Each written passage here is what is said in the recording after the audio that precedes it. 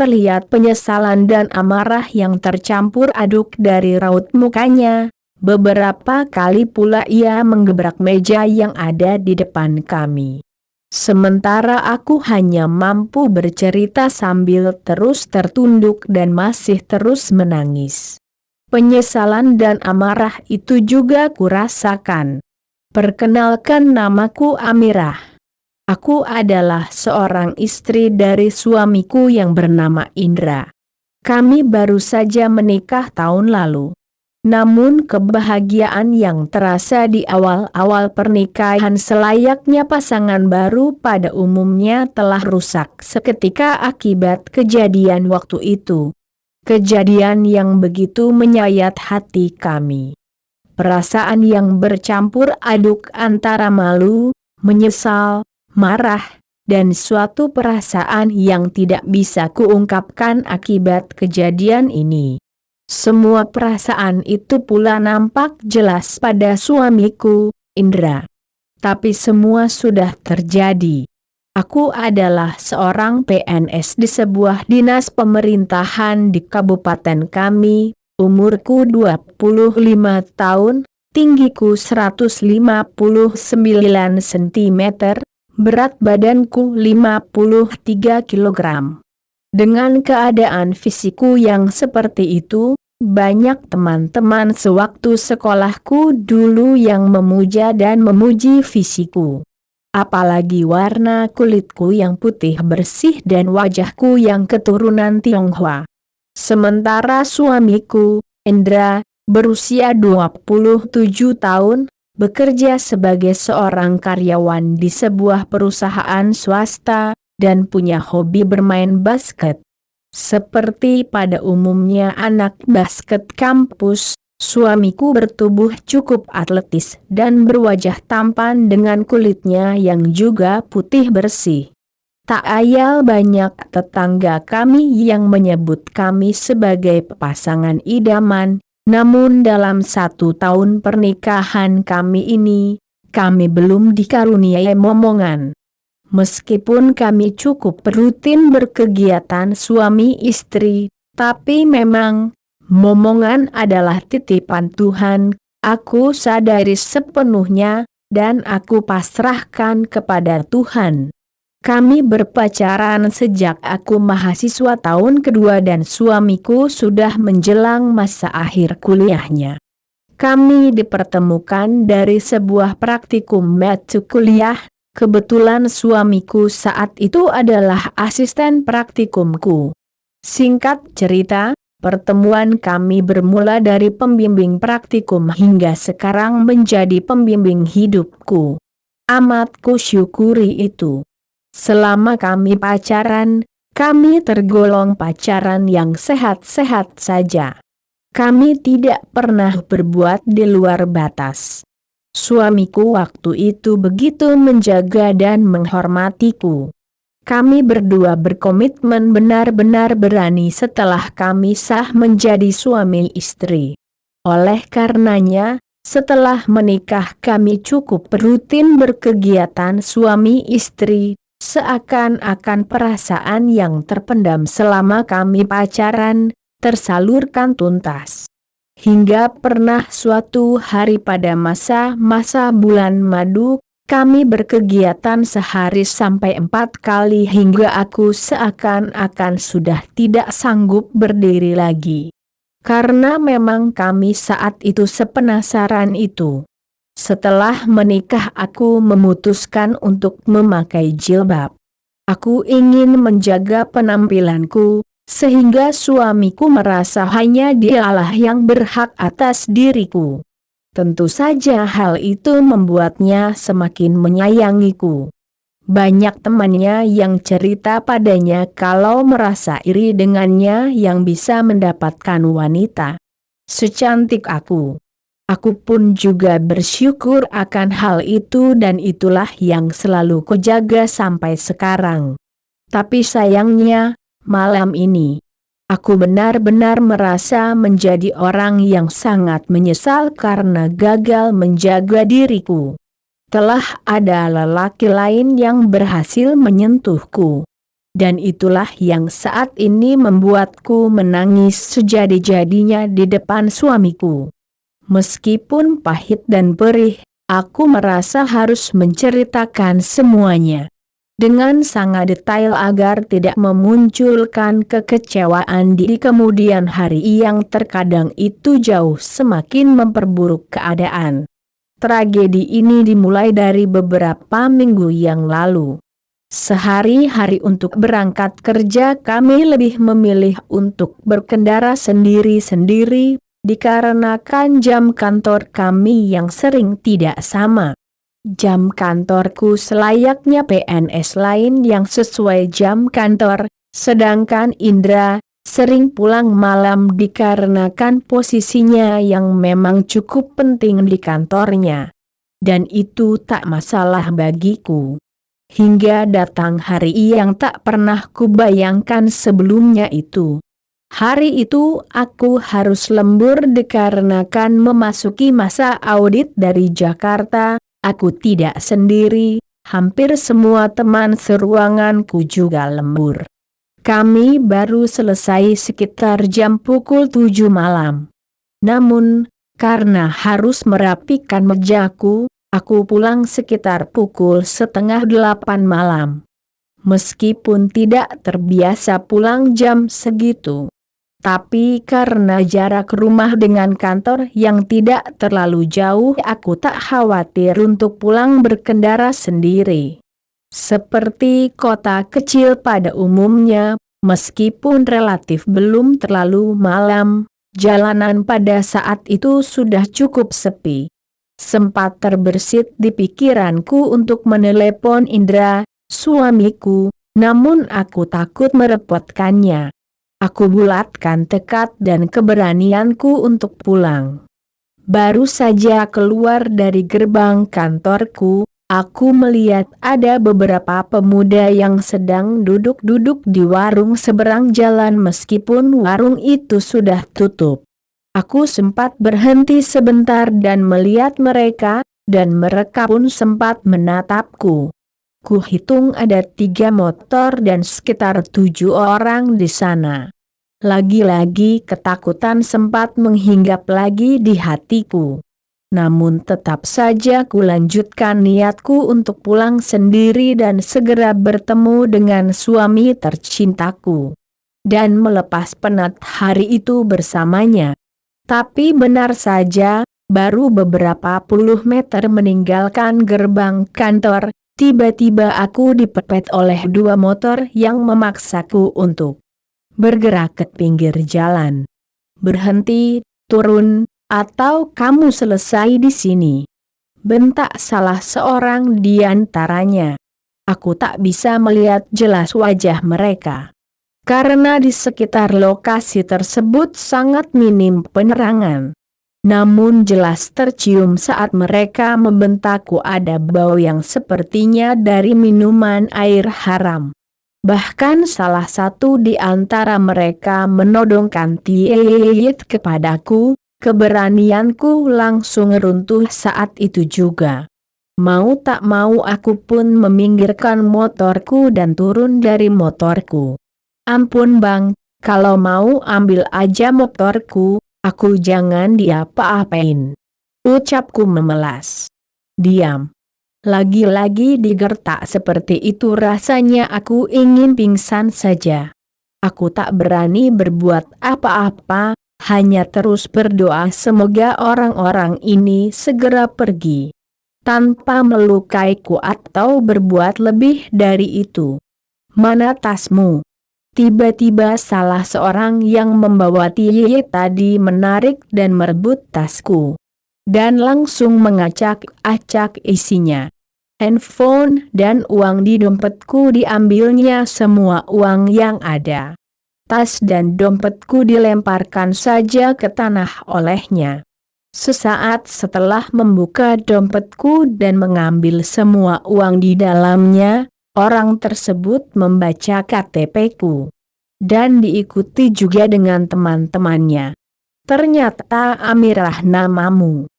Cantik juga foto kamu ya. Coba buka helm dan maskermu.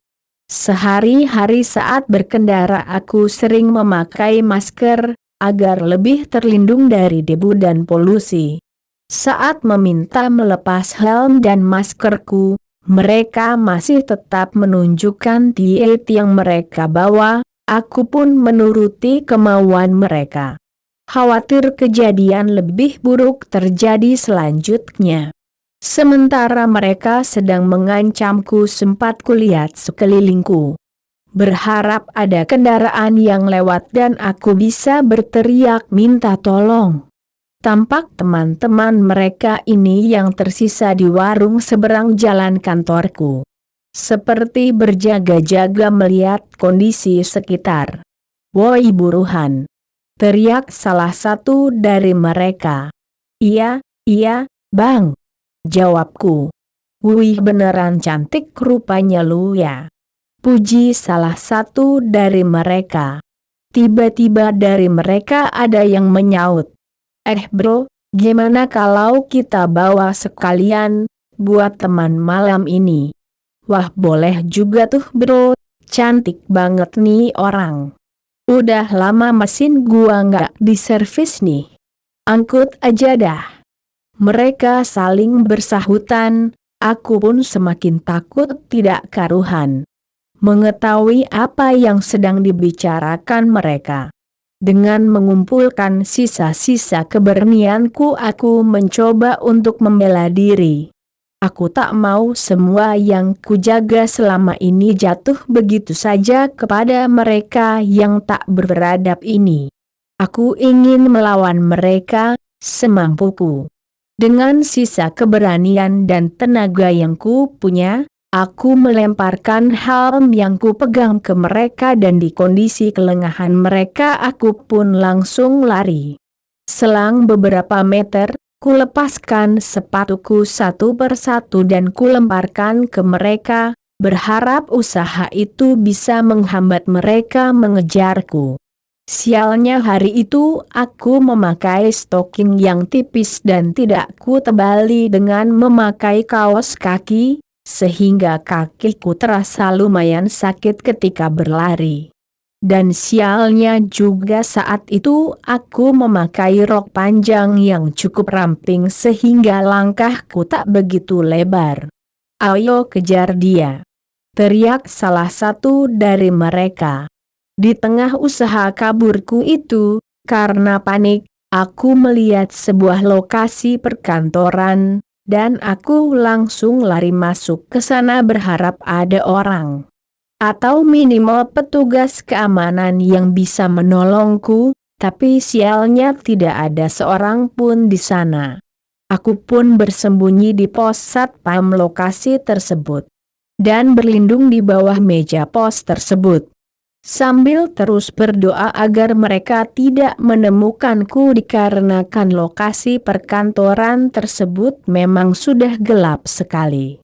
Jantungku berdetak begitu cepat, nafasku tersengal-sengal tak beraturan, keringat dinginku bercucuran deras, sambil terus kupanjatkan doa agar aku bisa selamat malam ini.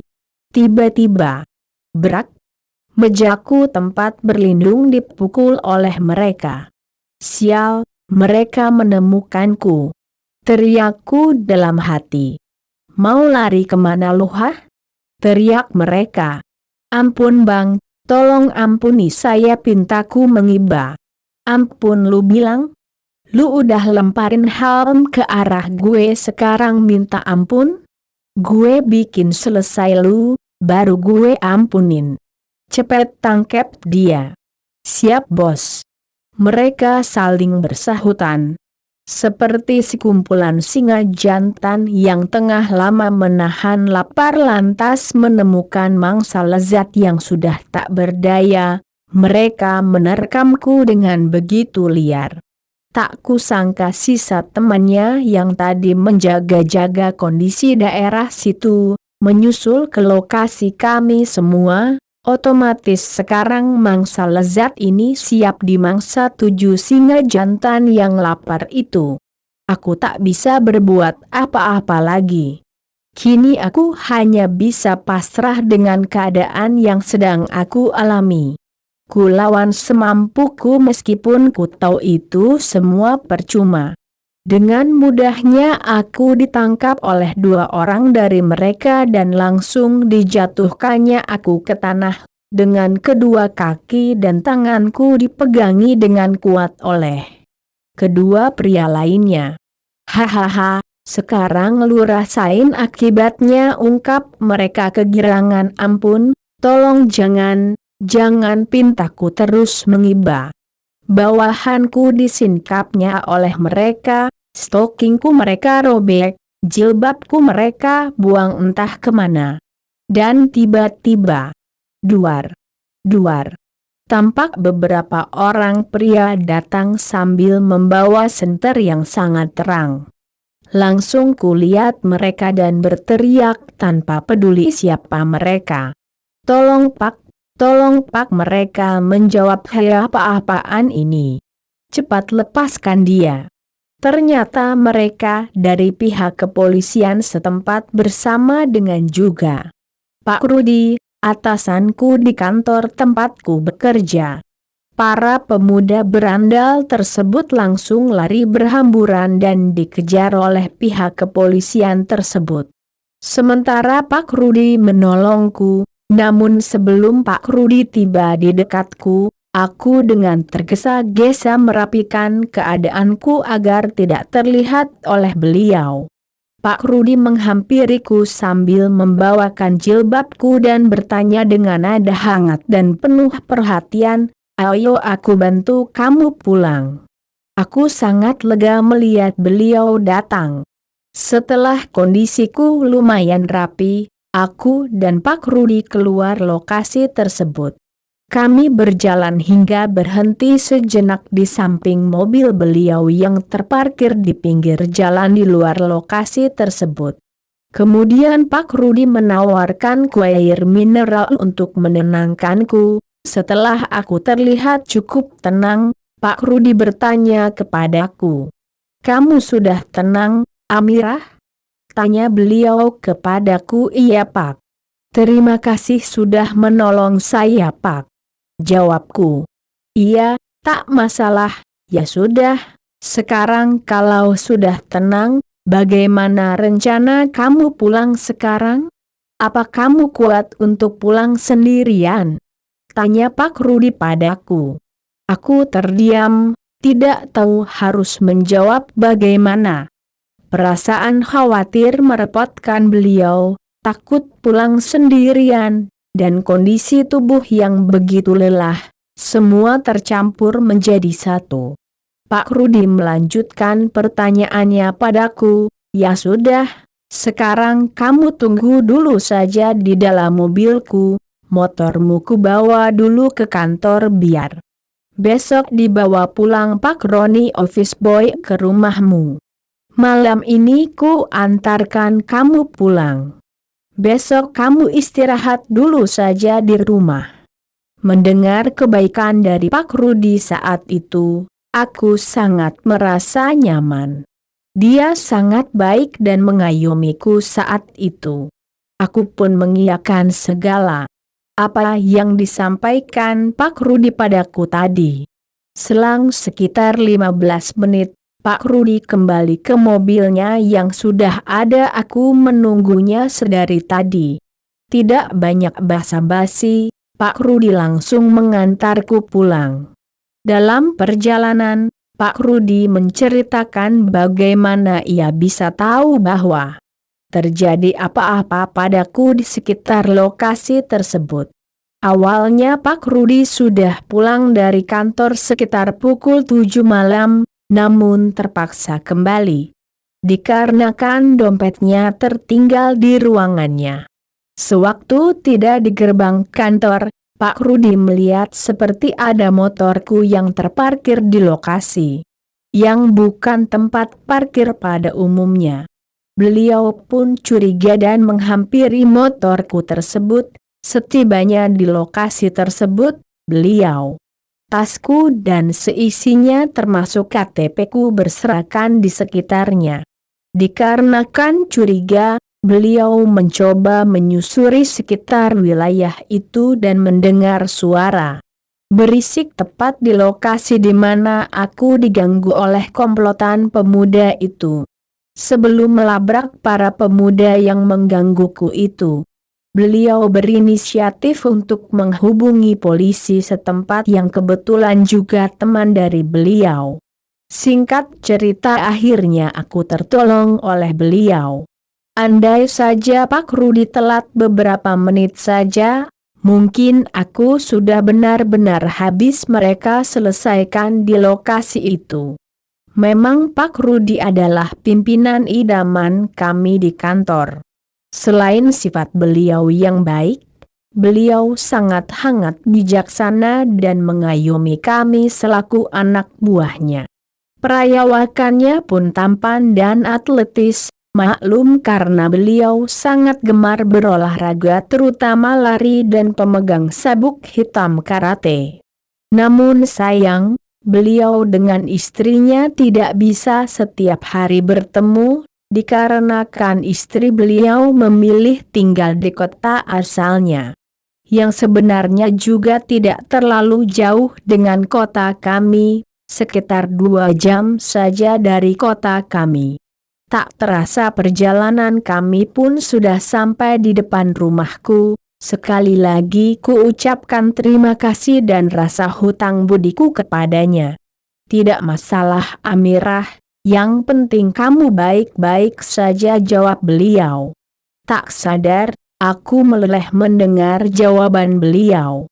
Aku pun menyerahkan kunci motorku dan juga surat-suratnya kepada Pak Rudi. Pak Rudi langsung pamit pulang tanpa mampir. Katanya tak enak dengan tetangga, apalagi saat itu komplek rumah kami sudah sepi dan ternyata suamiku belum pulang. Selang 1 jam, suamiku pulang, karena tak melihat motorku ada di garasi, dan mungkin melihat raut mukaku yang tak karuhan. Suamiku bertanya, "Apa yang sudah terjadi sayang?" Aku pun langsung menangis di pelukannya. Ku ceritakan semua yang baru saja terjadi pada suamiku itu. Suamiku mencoba menenangkanku dan berulang kali mengucap terima kasih pada Pak Rudi, atasanku. Setelah aku puas mencurahkan segala peristiwa dan perasaanku, malam itu pun kami langsung istirahat dengan sangat nyenyak. Sejak kejadian malam itu, aku merasa menjadi semakin dekat dengan Pak Rudi di kantor. Rasa hutang budikulah yang membuat semuanya menjadi seperti itu. Meskipun Pak Rudi tipe laki-laki yang sangat cool, tapi tetap kurasakan ada yang lain dari sikap Pak Rudi kepadaku. Aku merasa Pak Rudi lebih perhatian padaku dibandingkan sebelum kejadian malam itu. Tapi semua masih dalam batasan yang wajar. Tak pernah sekalipun Pak Rudi menggodaku, mengajakku pergi berdua, ataupun memberikanku sesuatu hal. Paling mentok kami makan siang bersama. Itu pun tak pernah hanya berdua, selalu bersama dengan teman-teman kantor yang lain. Hingga peristiwa itu akhirnya terjadi juga. Peristiwa yang jauh lebih menggores lahir dan batinku dibandingkan peristiwa saat itu. Yang meninggalkan rasa penyesalan yang jauh lebih dalam dibandingkan ketika itu. 2 minggu lalu tepatnya, saat itu Pak Rudi mendapatkan undangan untuk mengikuti workshop berkaitan dengan manajemen kantor di luar kota. Undangan itu untuk 2 orang. Dikarenakan aku salah satu staf yang cukup aktif dan paham kondisi kantor, Pak Rudi pun akhirnya mengajakku. Aku sebenarnya merasa tak enak kalau harus pergi hanya berdua saja, tapi mengingat kebaikan dan jasa Pak Rudi kepadaku, aku tak sampai hati menolaknya. Akhirnya aku meminta izin kepada suamiku. Saat itu suamiku mengizinkan karena ku bilang selain dia dan Pak Rudi, ada 2 orang lagi yang pergi bersama mereka. Saat itu tak ada prasangka buruk sama sekali yang muncul padaku dan suamiku. Aku berangkat pada hari Kamis, dan baru akan pulang hari Minggunya. Aku, Pak Rudi dan 2 orang lainnya berangkat menggunakan mobil Pak Rudi. Perjalanan yang kami tempuh sekitar 3 jam. Selama perjalanan itu pun aku juga tak melihat ada hal yang mencurigakan dari Pak Rudi. Semua terasa biasa. Hanya Pak Rudi yang mulai sedikit terbuka dalam bicara, tidak seformal set di kantor. Tapi itu menurutku masih wajar. Karena tidak menyinggung hal yang bersifat pribadi. Sesampainya di tempat tujuan, kami langsung menuju ke hotel yang menjadi lokasi workshop. Alangkah kagetnya aku, rupanya panitia hanya menyiapkan 1 ruangan menginap untuk setiap instansi yang artinya, aku harus berbagi dengan Pak Rudi. Untungnya saat itu Pak Rudi dengan tegas menolak dan meminta 2 ruangan meskipun harus membayar dengan uang kami sendiri. Akhirnya setelah negosiasi yang cukup alot dengan pihak panitia dan hotel, kami mendapatkan 2 ruangan dan letaknya kebetulan bersebelahan. Aku merasa sangat lega karena tak harus berbagi ruangan dengan Pak Rudi. Tanpa kusadari, aku semakin menaruh respek pada Pak Rudi karena dialah yang berusaha agar tak sampai seruangan denganku. Pak Rudi terlihat sangat menghormatiku. Aku sangat tersanjung saat itu.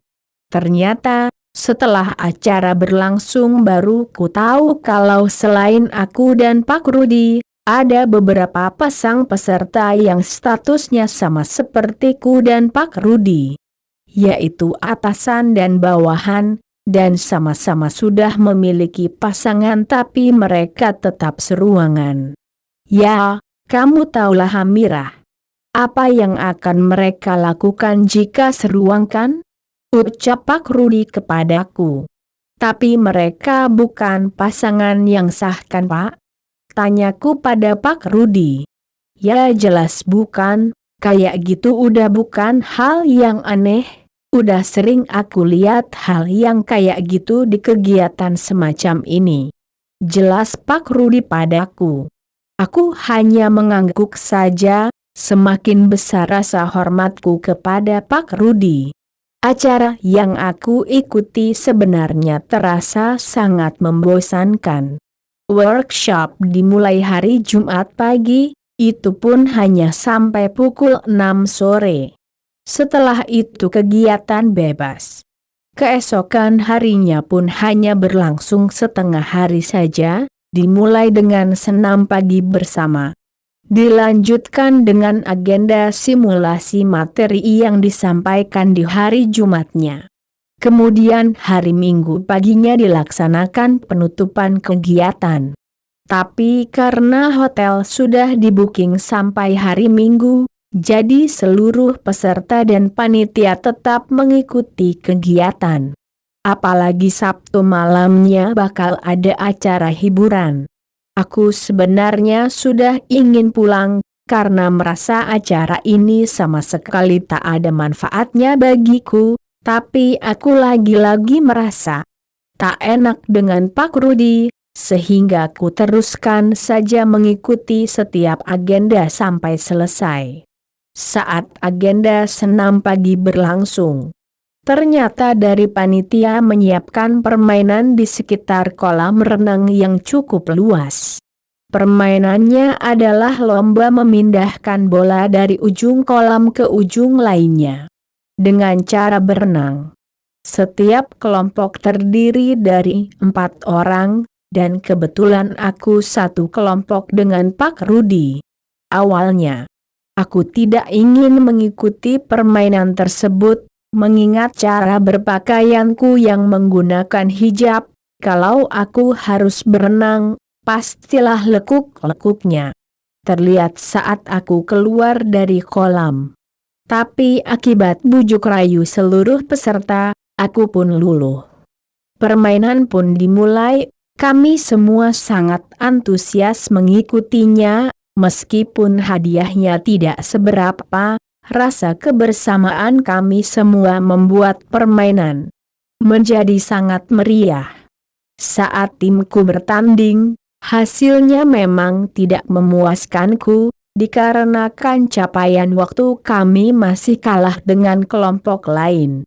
Tapi yang ku ingat, saat aku dan Pak Rudi keluar dari kolam, benar saja, dengan baju olahraga yang basah yang kami gunakan, terlihatlah lekuk-lekuk kami. Aku dan Pak Rudi pun sempat saling bertatap-tatapan. Aku kagum dengan Pak Rudi, karena fisiknya sangat terjaga. Lebih dari suamiku. Detak jantungku sempat berdegup kencang dan bulu kuduku merinding. Pak Rudi pun sepertinya begitu, karena kulihat dia sempat beberapa detik memperhatikanku. Dalam peristiwa yang berlangsung sangat singkat tersebut, aku buru-buru membenahi kondisiku, dan segera mengambil handuk untuk menutupi keadaan yang ada. Singkat cerita, setelah permainan dan simulasi selesai, kami dan seluruh peserta lain kembali ke kamar masing-masing untuk beristirahat. Tak banyak yang kulakukan.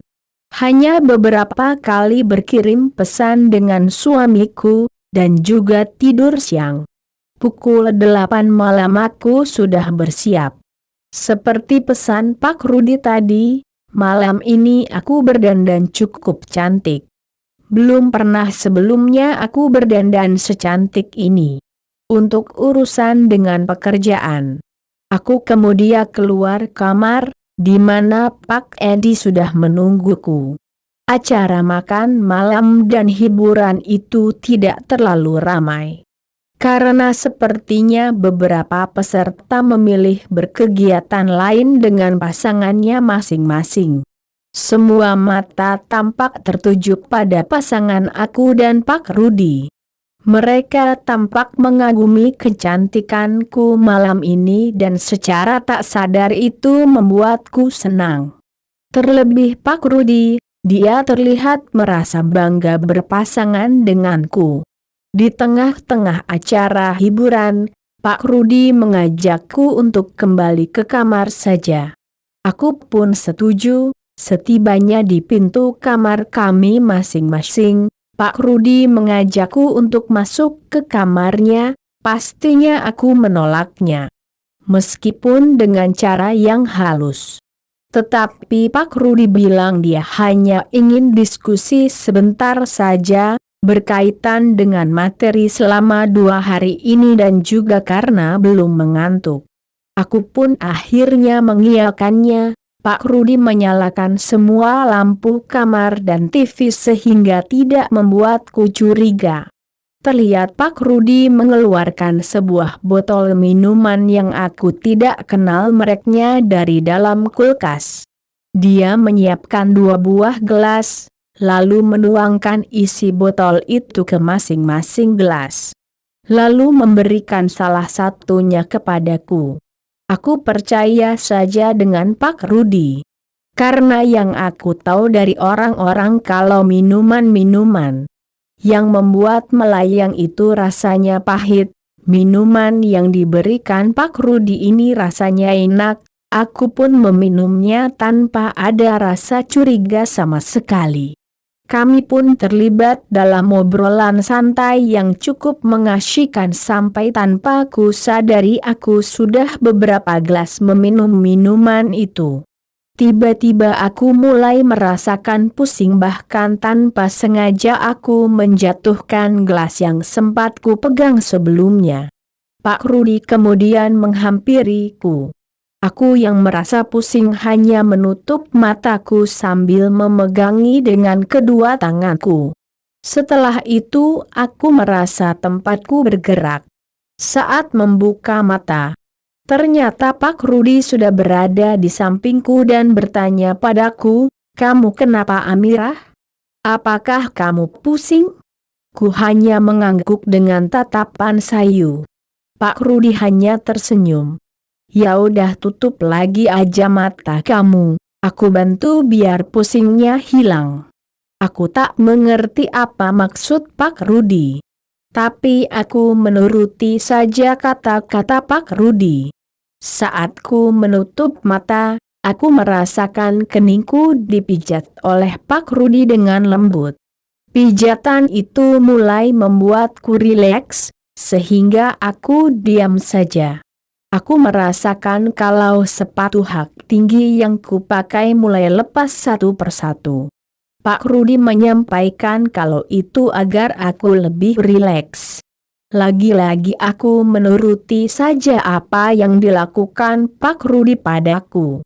Pijatan Pak Rudi kemudian pindah ke tempat lainnya. Perlahan-lahan ku merasa semakin nyaman, dan tak tahu lagi apa yang sedang dilakukan Pak Rudi. Sampai akhirnya aku terkejut dan membuka mata. Aku terbelalak karena tangan Pak Rudi sudah berada di asetku. Aku berusaha berkelit dan berusaha menggerakkan tanganku untuk menepis tangan Pak Rudi. "Udah Amirah sayang, kamu jangan nolak ya. Ingat lo, kalau bukan karena aku, tempo hari mungkin kamu sudah diselesaikan oleh 7 orang itu. Anggap aja ini balas budimu kepadaku." Apa yang disampaikan Pak Rudi itu membuatku sempat goyah, ditambah lagi kejadian di kolam renang pagi tadi. "Pak, jangan gini, saya sudah punya suami." "Sudahlah, kamu diam saja sayang. Kalau kamu nggak mau nurut, aku bakal kasih kamu ke orang suruhanku tempo hari," ucap Pak Rudi. Betapa terkejutnya aku mendengar ucapan Pak Rudi tersebut. Rupanya orang-orang itu adalah suruhannya. Itu berarti semua ini sudah direncanakan dengan matang oleh Pak Rudi. Pantas saja waktu itu mereka dengan mudah mendadak kabur begitu saja. Kini aku hanya bisa menyesali diriku sendiri yang dengan polosnya masuk ke perangkap Pak Rudi. Pak Rudi terus saja melanjutkan rencananya. Dengan segala kegalauan, penyesalan, rasa hutang budi dan rasa penasaran yang berkecamuk di hatiku, aku hanya bisa menerima apa yang terjadi. Ternyata di balik sosok Pak Rudi yang sangat cool, baik, bijaksana, dan mengayomi itu tersimpan sosok singa yang sangat liar. Hingga aku merasa benar-benar habis digorengnya. Manuvernya begitu hebat dan lincah. Apalagi tongkat yang dimilikinya ternyata sangat spesial dibandingkan tongkat yang ada di rumahku sendiri. Aku benar-benar kewalahan. Nafasku tersengal-sengal. Benar-benar selesai aku. Setelah cukup pulih, Pak Rudi memintaku untuk berbenah diri dengan lengkap. Tapi bukannya membiarkanku kembali ke ruanganku. Pak Rudi kembali mengulangi acaranya. Rasa kagum sempat terbesit dari benakku.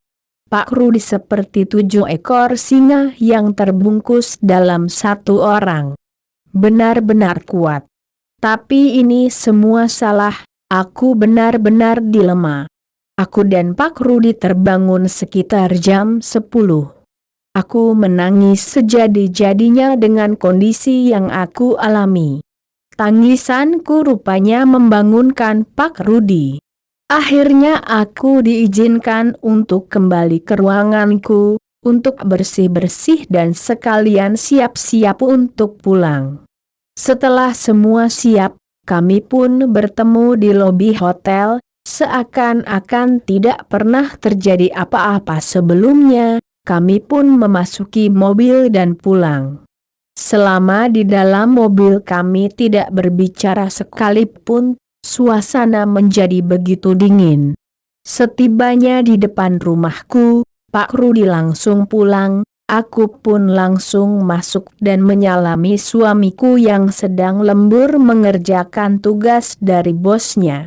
Awalnya sepertinya suamiku tak begitu memperhatikanku, baru setelah selesai pekerjaannya, mungkin juga setelah memperhatikan cara jalanku yang agak aneh, dan raut mukaku yang tidak karuhan.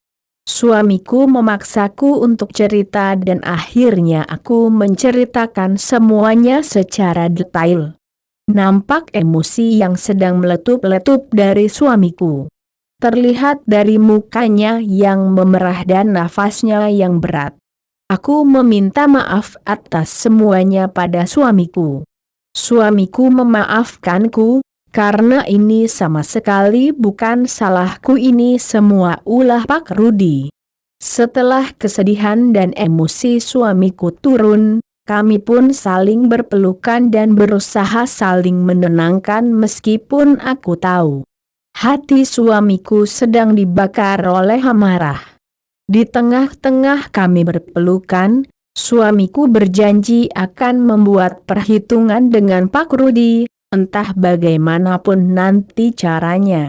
Beberapa hari setelah kejadian semua ini berlalu, aku memutuskan untuk mengambil cuti sejenak dari kantor, apapun alasan yang aku ambil. Aku hanya ingin berjarak dulu dengan Pak Rudi, sembari menunggu rencana suamiku kepada Pak Rudi. Meskipun terkadang terbersit ada yang kurindukan dari performa dan manuvernya ketika itu. Semoga semua ini cepat berlalu.